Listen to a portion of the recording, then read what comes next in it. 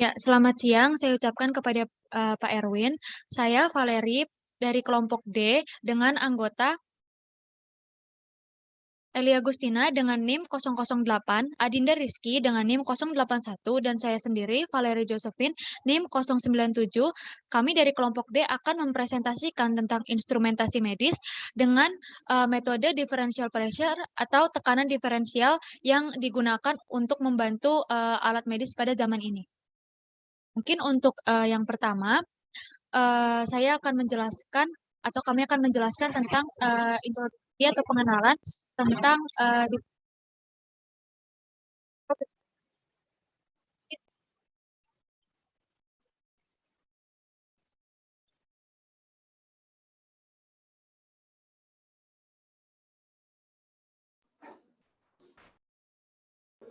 Baik, kita masuk ke pengenalan tentang differential pressure dulu. Nah, di dalam industri terdapat banyak yang menggunakan alat yang membutuhkan pemantauan tekanan. Nah, di antaranya pada peralatan vakum, pompa kompresor, alat proses maupun tangki seperti tabung gas medis serta alat pemadam kebakaran. Sehingga alat ukur tekanan ini digunakan untuk mengukur gaya pada fluida yang bersifat cair maupun gas. Nah, tekanan ini umumnya diukur dengan satuan gaya per unit area.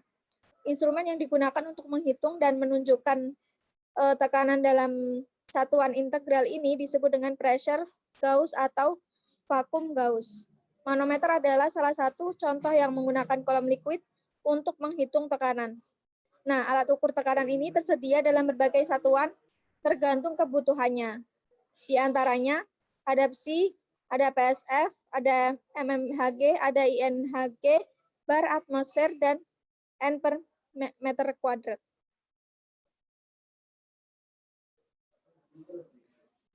Nah, selanjutnya kita masuk ke poin selanjutnya, yaitu differential pressure dalam dunia medis.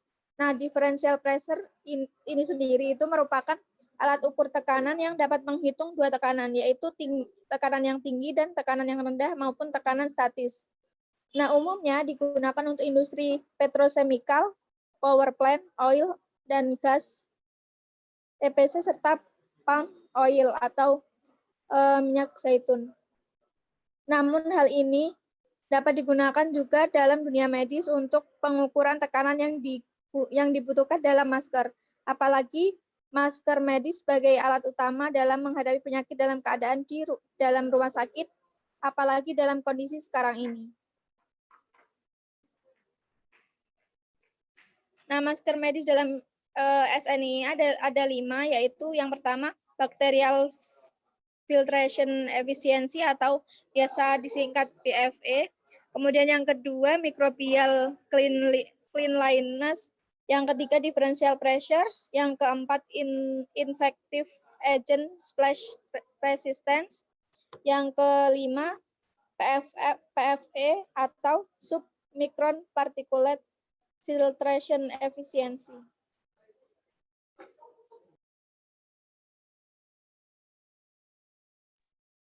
Oke, selanjutnya di sini saya akan menjelaskan bagaimana pentingnya dari differential pressure itu sendiri. Kegunaan dan aplikasi differential pressure. Differential pressure sendiri itu menunjukkan tingkat permeabilitas udara dari masker, diukur dengan menentukan perbedaan tekanan di masker dalam kondisi aliran udara, suhu, dan kelembapan tertentu. Differential pressure merupakan indikator atau kemampuan bernafas dari sebuah masker. Dengan kata lain, differential pressure sendiri itu indikator seseorang agar nyaman bernafas atau tidak menggunakan masker juga di hidung dalam SNI.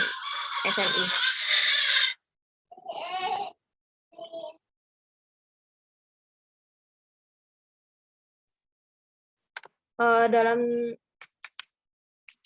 alat medis sendiri itu menggunakan different pressure juga. Nah, di sini akan dijelaskan tentang masker wajah medis.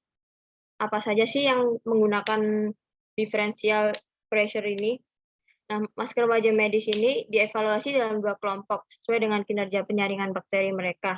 Yang pertama yaitu ada masker tipe 1 yang digunakan untuk pasien dan orang lain untuk mengurangi resiko penyebaran infeksi umumnya dalam situasi epidemi. Masker semacam itu tidak dirancang untuk digunakan oleh profesional kesehatan di ruang operasi atau fasilitas perawatan kesehatan. Masker wajah medis semacam itu digunakan untuk mengurangi resiko penyebaran infeksi di antara orang-orang, terutama dalam situasi epidemi atau pandemi saat ini. Yang kedua ada masker tipe 2. Di sisi lain, masker ini dirancang untuk digunakan oleh dokter dan profesional kesehatan, yaitu oleh profesional kesehatan. Masker tersebut dikelompokkan sebagai masker tipe 2 dan tipe 2R sesuai dengan ketahanannya terhadap percikan dan tetesan. Oleh karena itu, ada persyaratan terpisah untuk setiap jenis topeng. Alat medis masker ini sesuai dengan standar EN 14683 yang merupakan standar yang digunakan oleh Eropa, yang digunakan oleh semua orang di dunia, yang bisa disebut juga dengan masker ini sudah memenuhi standar internasional. Jadi tes kinerja ini sudah sesuai dengan standar internasional yang diterapkan pada produk ini. Dalam hal ini, pengujian yang diterapkan pada bahan baku masker tidak menjamin bahan produk akhir memenuhi persyaratan standar.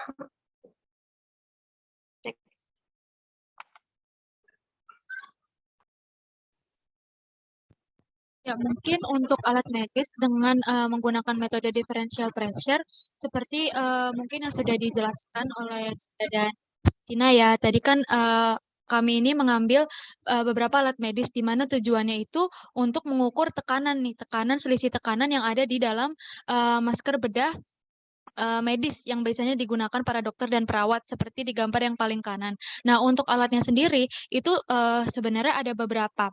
Seperti di sini.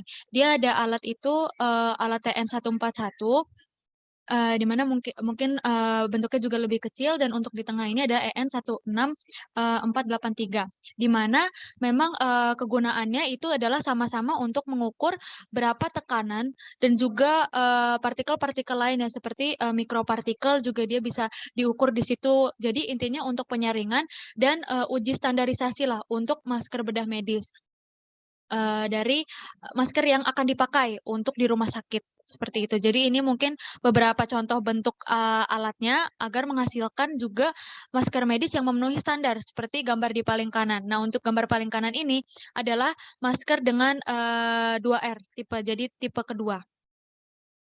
Nah, untuk EN14683 seperti gambar yang di tengah itu adalah tes kinerja standar yang daftarnya itu dan tahapan-tahapannya itu adalah sebagai berikut. Jadi nanti di dalam alat tersebut dia ada mengandung beberapa tes di mana dimulai dari evaluasi in vitro, efisiensi untuk penyaringan bakteri. Jadi dia baik atau tidak dalam menyaring bakteri-bakteri yang ada. Dan yang kedua itu adalah uji permeabilitas udara, tekanan diferensial. Nah, di sini yang mungkin di-highlight ya sebagai salah satu persyaratan masker bedah atau masker medis dalam standar SNI ya tentunya, standar nasional Indonesia, maaf, itu juga diperlukan tekanan diferensial yang baik. Lalu yang ketiga ini adalah tes untuk pembersihan mikroba. Yang keempat ini adalah tes tahan percikan bawah standar ISO 22609, dan tes ini sebagian besar diterapkan untuk masker tipe 2R seperti gambar sebelumnya.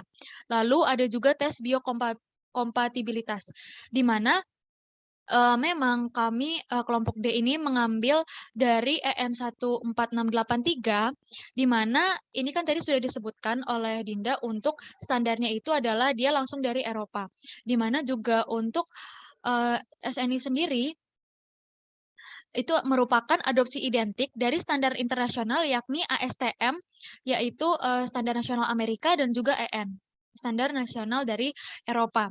Jadi sudah bisa dikatakan untuk uji permeabilitas udara atau tekanan diferensial menggunakan alat-alat tersebut itu sudah pasti harus digunakan ya untuk kebaikan dan penyaringan udara juga dan kemampuan bernafas para dokter dan perawat sebagai salah satu bantu alat medis di rumah sakit. Gitu. Dan ini untuk syaratnya ya, syarat-syarat dan hasilnya. Hasil dari tes yang dilakukan oleh ASTM dan juga tes yang dilakukan oleh EN 14683 sesuai dengan standar Amerika dan juga standar Eropa. Di mana balik lagi untuk metode pengujian untuk masker medis ini dimaksudkan untuk membatasi penularan agen infeksi dari staf ke pasien selama prosedur pembedahan dan pengaturan medisnya dengan persyaratan yang serupa. Jadi masker medis ini sendiri kan juga berupa penghalang mikroba yang sesuai juga dan dapat efektif untuk mengurangi emisi agen infektif dari hidung dan mulut carrier asimptomatik atau pasien dengan gejala-gejala klinis. Jadi setelah kita mengetahui di sini hasil ya dari ASTM dan juga EN 14683, kita bisa melihat nih berapa uh, bacterial filtration efficiency atau efisiensi dia dalam penyaringan bakteri. Lalu microbial cleanliness-nya bisa dilihat, infective agent dan splash resistant atau saat dia terciprat itu seberapa banyak, dan juga PFE atau filtrasi partikulat submikron kita juga bisa melihat di sini dari physical testing, barrier testing, dan safety testing-nya. Jadi per tahap itu ada, dan mungkin yang paling penting di sini adalah differential pressure-nya itu. Kita bisa melihat dan dapatkan hasil dari differential pressure-nya. Nah, di sini untuk ASTM ini ada beberapa level ya. Mungkin di ASTM ini kita menyebutnya itu adalah level 1, level 2, level 3, di mana BFE-nya ini adalah lebih dari 90% dan level 2, level 3 ini adalah lebih dari 98%. Untuk PFE-nya level 1 lebih dari 95% dan level 2, level 3 sama untuk lebih dari 98%. Di sini untuk physical testing ya, di mana ini berguna untuk fisik ya, di mana tadi differential pressure ini menurut dikutip ya dari kata Kemenkes tadi, merupakan kemampuan bernafas seseorang ya, dokter dan juga perawat yang ada di dalam rumah sakit. Jadi tanpa adanya tes differential pressure ini, mungkin perawat dan dokter akan kesulitan untuk bernafas dan menangani pasien secara baik. Untuk itu, kita perlu untuk mengtes differential pressure ini dan didapatkan dengan standar Amerika, level 1 itu kurang dari 5 mmH2O atau per cm kuadrat, dan untuk ASTM level 2, level 3 didapatkan kurang dari 6,0 mmH2O per cm kuadrat. Nah, di sini untuk EN 14683 standar Eropa, tipe 1 didapatkan lebih dari 95 untuk BFE-nya. Dan untuk tipe 2 dan tipe 2R itu 98 lebih dari 98 untuk BFE-nya. Nah, untuk differential pressure-nya atau physical testing, fungsi untuk physical testing, di mana di sini dengan satuan Pascal ya, dia kurang dari 40 Pascal per cm kuadrat, dan untuk tipe 2R itu kurang dari 60 Pascal per cm kuadrat. Nah, menurut tabel ini kita bisa melihat nih bahwa kinerja penyaringan itu dari BFE dan PFE itu setidaknya 95% diperlukan untuk menyebutnya sebagai masker medis atau masker bedah, di mana ini bisa dilihat ya, untuk masker medis dan masker bedah itu sendiri dia butuh 95% ke atas. Jadi yang kita butuhkan adalah level 1 dan juga tipe 1. Dan untuk masker perlindungan sedang dan tinggi mungkin dibutuhkan dalam kasus-kasus medis lainnya, itu juga harus memiliki efek penyaringan bakteri yang lebih lagi untuk BFE dan PFE-nya. Ini mungkin bisa dilihat di level 2, level 3, dan juga tipe 2 dan tipe 2R. Nah, efisiensi penyaringan dan kekuatan pelindungan masker wajah terganggu ketika topeng basah atau masker itu basah, sobek, atau dilepas. Nah, secara umum semakin tinggi nilai perlindungan masker, semakin lama kinerja jari penyaringan. Namun tergantung lagi pada faktor-faktor seperti tingkat kelembapan, laju pernafasan, gaya bicara, dan juga durasi efektif masker itu juga sangat bervariasi dan sangat berpengaruh.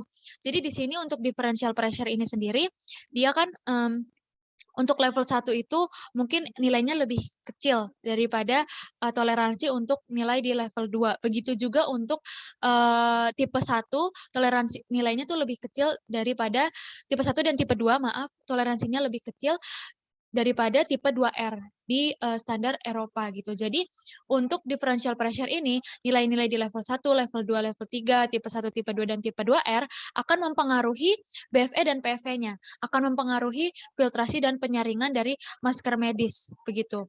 Dan mungkin semakin tinggi dia harus disaring, maka tekanan diferensialnya yang kita butuhkan untuk bernafas juga harus lebih besar ya, diperhatikan juga. Dan dia harus nyaman untuk kemampuan bernafas kita. Nah, dengan memenuhi standar-standar ini, angka-angka ini, maka differential pressure pada masker bedah medis itu dikatakan sudah baik dan bisa untuk dipakai secara standar nasional Indonesia. Begitu. Nah, mungkin untuk presentasi kami untuk kelompok D ini adalah tentang differential pressure. Mungkin cukup sampai di situ. Kurang lebihnya mohon maaf dan selamat sore untuk Pak Erwin. Terima kasih atas perhatiannya.